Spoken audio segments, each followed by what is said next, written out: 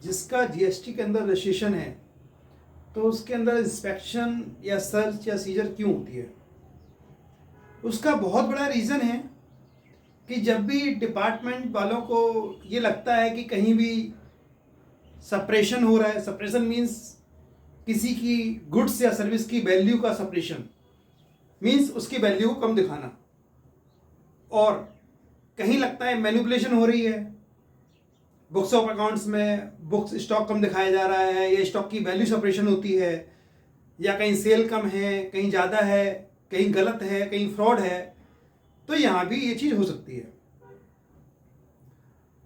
और उनको लगता है कि कहीं कॉन्ट्रावेंशन हो रहा है, उनको लगता है कि कहीं भी किसी भी लॉ का इन्होंने कॉन्ट्रावेंशन किया है जो उनको नहीं करना चाहिए था। तो इस सेक्शन में उनके पास रीज़न टू बिलीव होता है कि इसके आधार पर वो आपके इंस्पेक्शन कर सकते हैं। अब रीज़न ये आता है कि कौन इंस्पेक्शन कर सकता है। इंस्पेक्शन डिपार्टमेंट के अंदर जॉइंट कमिश्नर किसी प्रॉपर ऑफिसर को ऑथराइज करता है इंस्पेक्शन करने के लिए, तो वो इंस्पेक्शन कर सकता है। अब हमको रीजन पता लग गया कि इंस्पेक्शन क्यों होता है, कौन करता है। अब आता है कि इंस्पेक्शन में होता क्या है और हमें क्या करना चाहिए। यदि किसी समय आपके यहाँ जीएसटी ऑफिसर्स आते हैं तो सबसे पहले वो आपके पास INS 01 लेके आते हैं। वो बेसिकली ऑथराइजेशन होती है इंस्पेक्शन करने के लिए। वो आपको दिखाएंगे कि उसके अंदर रीजन टू बिलीव भी होता है कि किस वजह से आपके यहाँ ये लोग इंस्पेक्शन कर रहे हैं। ठीक है, उन्होंने आपको दिखा दिया। उसके बाद जिन ऑफिसर्स का नाम उस INS 01 में लिखा हुआ है, आप उसकी आइडेंटिटी भी चेक कर सकते हैं कि वही ऑफिसर हैं या दूसरे ऑफिसर हैं। ये भी हो गया।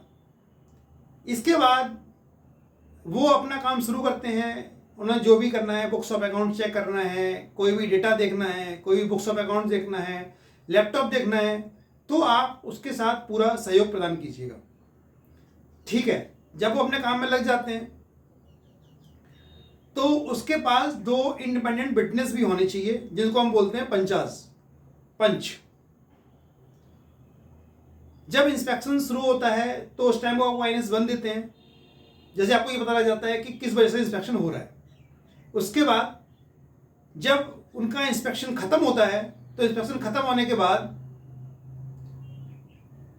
वो आपको एक पंचनामा बनाकर देते हैं, जिसमें उसकी पूरी स्टोरी लिखी हुई होती है कि क्यों, कहाँ, कैसे, कौन कौन था, कौन कौन पंच था, कौन कौन क्या हुआ, किसने क्या किया, तो पूरी हिस्ट्री होती है। अब इसके अंदर एक चीज और आती है।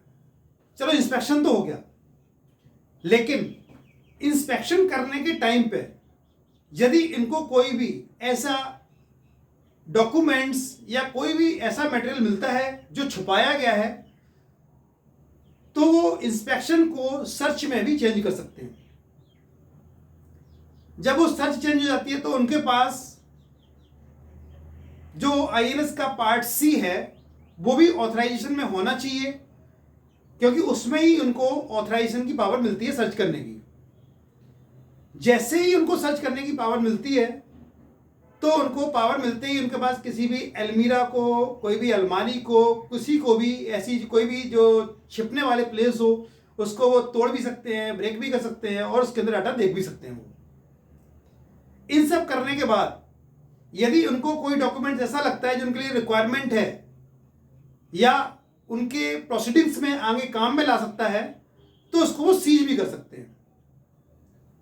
तो जब वो सीज करते हैं तो लास्ट में जब वो जाते हैं तो आप उसके साथ में INS 02 आपको दे जाते हैं कि क्या क्या उन्होंने डॉक्यूमेंट सीज किए हैं। आप सीज तो कुछ भी कर सकते हैं।